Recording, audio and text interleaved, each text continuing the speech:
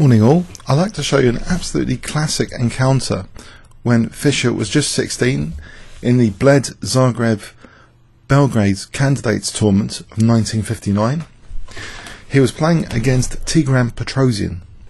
Tigran Petrosian was a Soviet Armenian Grandmaster, world champion between 1963 and 69. He was nicknamed Iron Tigran, Iron Tigran, due to his almost impenetrable playing style, which emphasised safety above all else. He was a candidate for the World Chess Championship on 8 occasions: 1953, 56, 59, 62, 71, 74, 77 and 1980.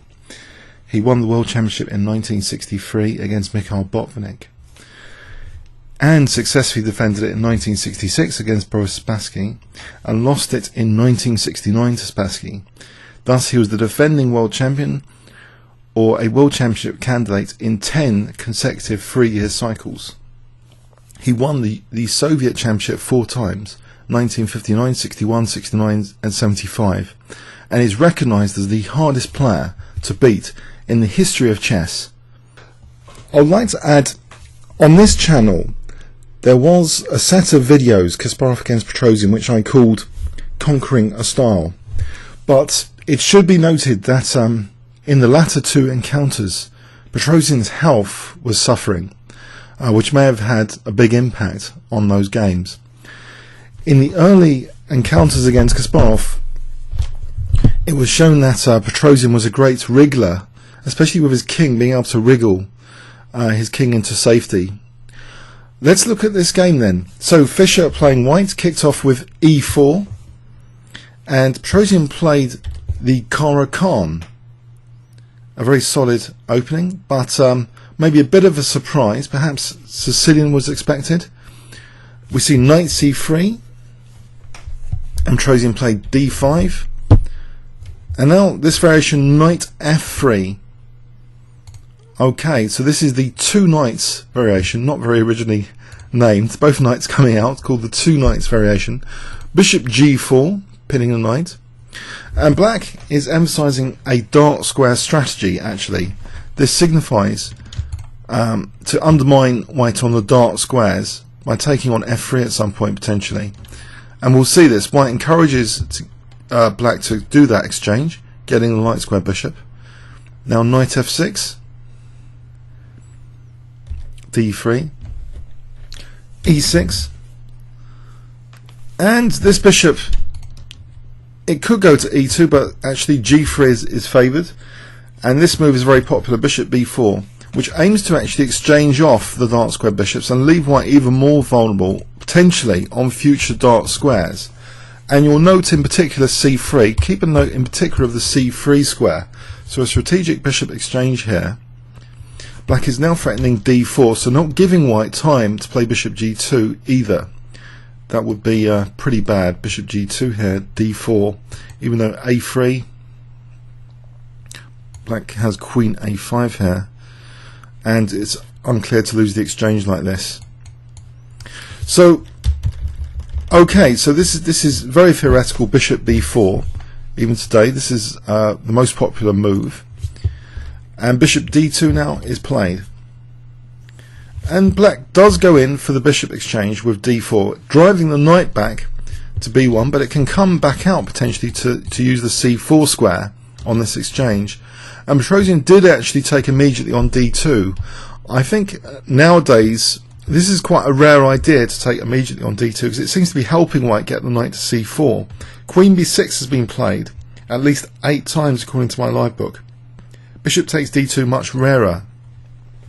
Petrosian played it anyway, accelerating this knight coming back to c4, which seems a very comfortable idea. And in fact, it seems strange maybe that Petrosian not only encourages this knight to come to c4, he's also saying to white, you know, do it to attack e5, giving e5 a target. But the point of e5 is to lock in this bishop, this fianchetto bishop. So okay, bishop g2, no rush to play knight c4. c5, giving black the c6 square potentially for the knight. Castles, now knight c6. queen e2, getting out of the way of the f pawn. So this is a typical King's Indian in reverse, kind of King's Indian attack formation, where f4 now, and you might think the pressure on e5 might be good in conjunction with knight c4 later. Petrosian plays queen e7, and we do see this kind of King's Indian attack formation. And black now castles queenside. I think castling kingside looks a little bit riskier. Perhaps white can just play f5 potentially, unless it's really weakening the dark squares considerably. But it looks like a standard thing you do in the King's Indian defense, to roll these pawns up. So castling queenside maybe seems a bit safer in some respects. And Fischer gets to work now on the queenside. But it's not just about the king, this next move, which he plays a3. It's about potentially undermining with e5, the e5. If knight c4 is happening, then b5 would also be a very useful threat to undermine this e5 pawn and break black's structure. In fact, also b takes c to try and undermine black's pawn structure here. We see now knight e8, which does mean black is possibly playing f6 soon to maintain that pawn chain, which is like a lock and key against this bishop. And possibly in this position you might consider f takes e5, but it's not that effectual in this position. F takes e5, knight takes e5, say b4. Black has a very impressive knight on e5 here, and this attack really needs this bishop, but it's completely blockaded. So this might not be ideal in this position to play f takes e5.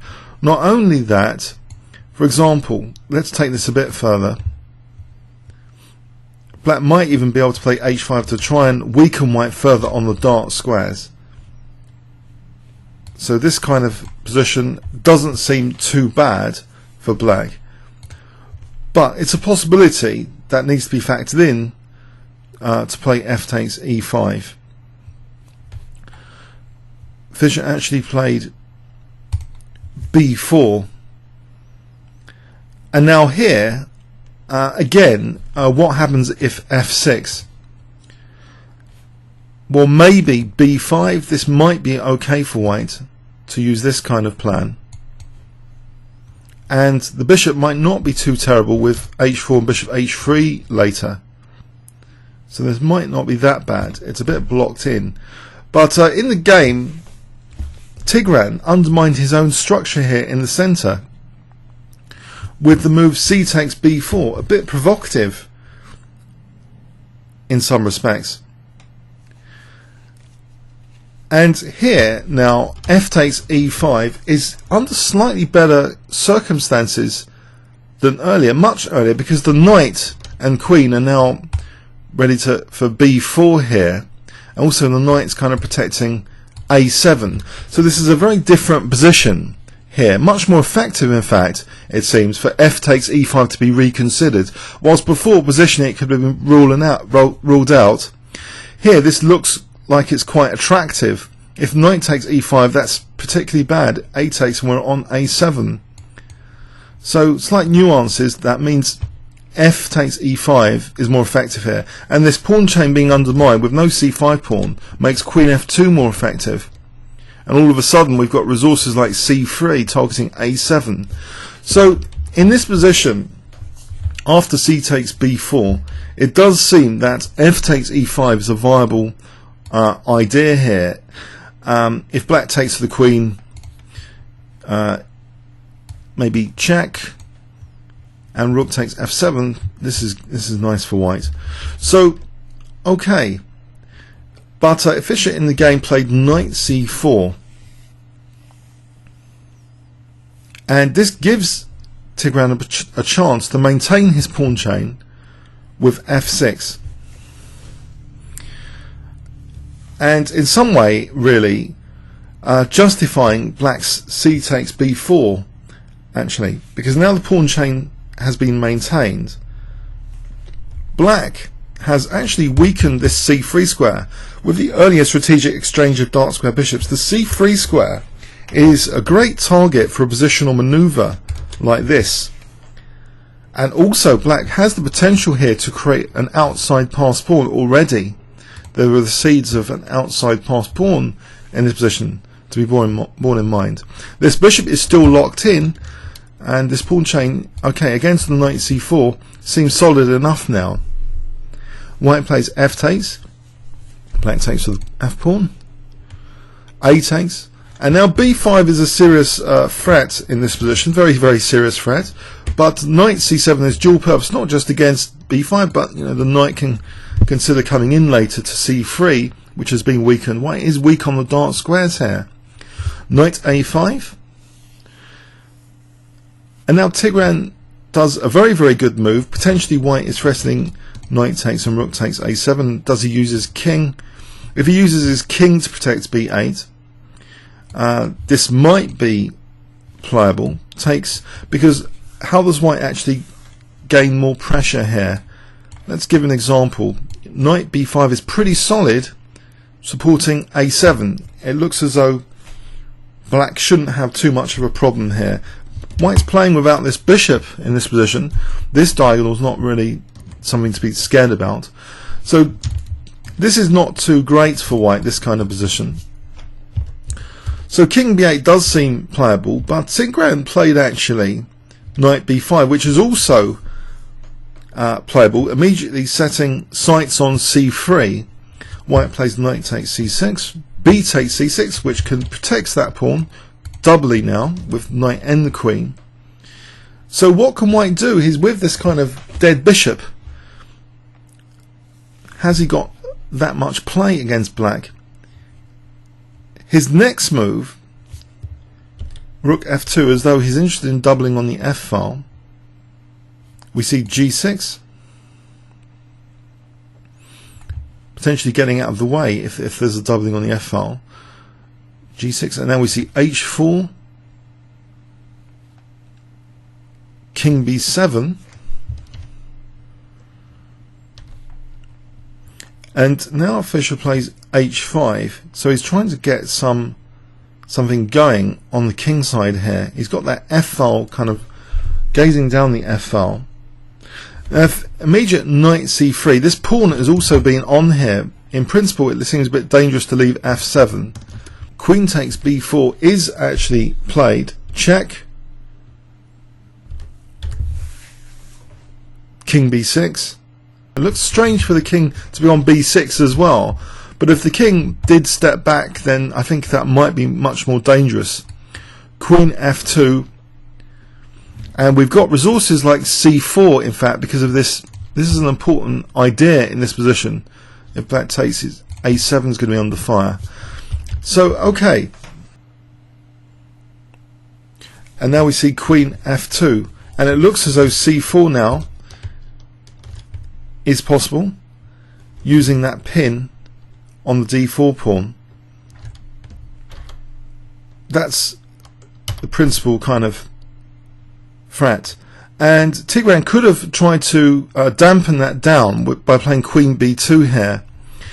Okay, the white's rook moves, and now a5, and now c4 we can just take on f2 and then play knight c3. But he didn't nail down c4 here. In fact, after queen f2, Tigran played a5, allowing c4, which sorts out one connectivity issue that now white's pieces can swing to the queen side potentially. But this is a very strong knight now on c3, protecting key squares. The king, it looks as though the king's strange on b6, but this is Tigran Petrosian. He's very good with king safety. He's one of the most difficult players to beat ever in the history of the game, and he knows how to put his king into great safety. So it seems paradoxical to walk it up the board, but in this situation, now he's got this very nicely entrenched knight, he's got this running past outside pawn, and he's controlling key squares well enough for king safety not to be such a major issue. Rook f1, which might be a slight mistake. Perhaps queen f6 is pointed out by my analytical assistant here, with queen g7 potentially as a threat, queen e5. What will black do? Maybe rook df8, and we can have hairy continuations like this, but white should be okay. But in the game we see this move rook f1, and now black can really emphasize that passed pawn. a4 is played. Fischer plays queen f6, trying to counter-attack on this side of the board, and probing, touching both rooks with this move means that now rook takes h7 to deflect one rook away from protecting the other is on the cards. That's kind of ignored now. Perhaps best for black would have been queen d6. After queen d6, it seems it's a difficult position for white here. It seems. For example, queen g7, it doesn't matter about such checks here, because the king remarkably can use the c5 square here, and white's attack is running out of steam. And again, we're faced with this menacing passed a pawn in this position. So, okay, so Petrosian played actually queen c5, which I think is a little bit less accurate than queen d6. And now it allows Fischer's next move, rook takes h7, getting a pawn.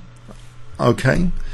But now rook df8, queen takes, rook takes h7. Does Petrosian want to exchange off rooks? Well, in principle, yes, he's got this outside dangerous passed pawn, but white has also got now this dangerous h pawn to counterbalance this a pawn.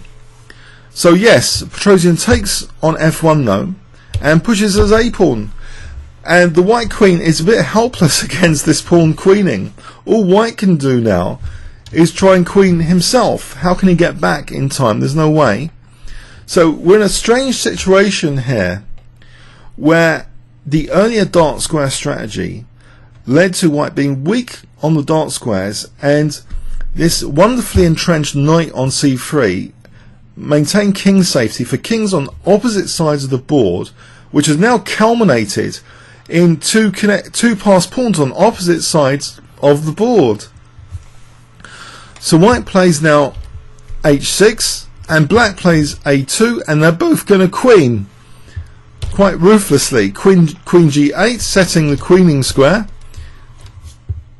a1 queening, h7, and black, believe it or not, hasn't got really time to exploit white's king safety here. Although it seems the shot knight e2 check might be promising. What would go on here? Say king g2, there is a shot here, knight takes g3, so that if king takes, this is crushing, queen takes f1. That is a big problem here. Imagine this scenario, queen takes d3, this is not very nice for white at all.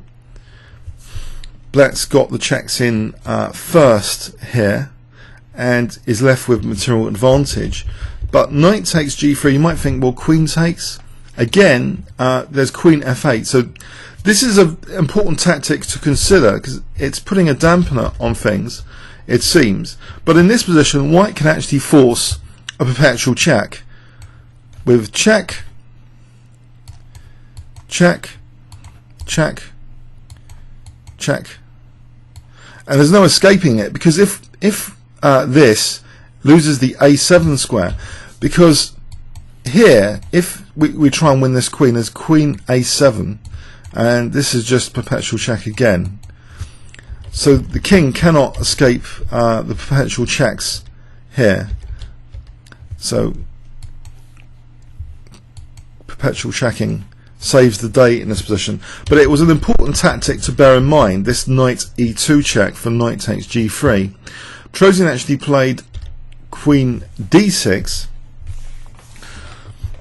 and now we have the 4 queens on the board, which makes the game very unique to have 4 queens. It's very rare this happens in very high level games. So I think the preconditions for it to happen, well, both sides are castled opposite to each other. Black had that the signs of an outside passed pawn earlier on, and white was working on the king side to generate a dangerous pass pawn himself. And we have this remarkable scenario now. So what is white actually threatening if he had another move? Well, he'd start the checks maybe, which would be pretty dangerous. Maybe he wouldn't mind exchanging off a queen to try and pick up e5 and then use his g-pawn later. Well, Petrosian guards against queen b8. Fischer in this position plays the move g4, which is actually apparently one of the best moves to play from an engine perspective in this very, very complicated position. If he tries queen e8, this seems to be a viable alternative to just target the e5 pawn. Black might be able to respond queen a to e7. It's strange to have to qualify queens, but it's a wonderful aspect of this four queen scenario. Let's say queen a8. Very complicated position indeed, really, this kind of scenario. Very unusual. Queen d c7 as an example. White's always got the option as well to try and trade off one pair of queens. This looks good for white, from at least from an engine point of view, this position. So queen e8 looks like an alternative to g4, which is what Fischer played. Rather optimistic, I guess, to try and think of that pawn as now queening in this new scenario. Petrosian does something very interesting. He continues his king walk with the move king c5 now. Okay. And now we see white playing queen f8. Exchanging off one of the queens, potentially. Queen a to e7. But now, avoiding the queen exchange, I don't think this is good for white here. Taking queen h6. This might not be that hot for white here, because black has these invasion points in this position, like f3 in particular. So what Fischer did here is actually queen a8. He's bearing in mind the check possibilities. And Petrosian does the only move, I think. Queen a3 looks like a very, very serious threat, especially with c5 coming up potentially as a resource. So he plays actually king b4. The king helps himself to defending here the a3 square. And we see now queen h2, as though there's an interesting queen b2. And remarkably again, and this is why I think Petrosian is an amazing king wriggler. And with this king wriggling, he even had later success against the likes of Kasparov in some games. The king helps himself to defence with king b3, remarkably. But it does also mean now that queen a3 is possible with this battery of queens as well. So we see queen a1, and the knight's covering key squares here, b1 and d1. Black now plays queen a3. And if white refuses an exchange of queens now, let's say white plays queen e1, then queen g5, it looks very difficult indeed to see what white's actually doing here. So Fischer simplifies now the position. So alas, that's the end of the four queens now after queen takes a3. King takes a3. Queen h6. And then we see queen f7, interested in that f3 square, and the king defends f3 with king g2. And now we see the move king b3. Where is this king heading? Well, it seems that potentially there's knight d1 to e3 on the cards. So the king is stepping out of potential checks, like on d6 perhaps. Was this really a threat for white? Or queen c1 check in particular is more relevant. So the king is stepping out of checks here. Fischer goes back with his queen, and we see now queen h7, which looks a little bit odd. What is the queen actually doing there? It's standing by this pawn. It doesn't look as though it's got major prospects. And now a bit of a howler from Fischer. He plays king g3, which allows a nice tactic. I wonder if you can spot it if I give you 10 seconds starting from Now,